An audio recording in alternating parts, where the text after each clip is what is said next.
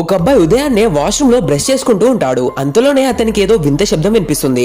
అతను మెల్లగా తలుపు వైపు చూడగా ఆ తలుపుకు దానంతట అదే చేర్చుకుంటుంది.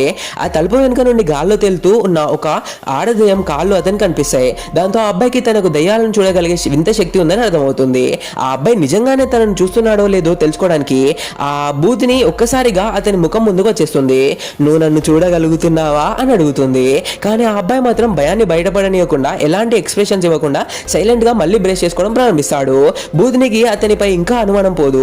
ఆమె కళ్ళ గజ్జలను గల్లు గల్లు అనిపిస్తుంది. రకరకాల విన్యాసాలు చేసి వాడు ఖచ్చితంగా తనను చూస్తున్నాడని కనిపెట్టిస్తుంది.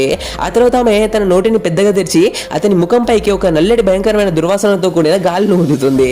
ఆ వాసనను భరించలేక విసిగిపోయిన ఈ అబ్బాయి ఒక్కసారి కోపంతో ఆ బూత్ని చెంపపై గట్టిగా ఒక లెంపకాయ కొడతాడు.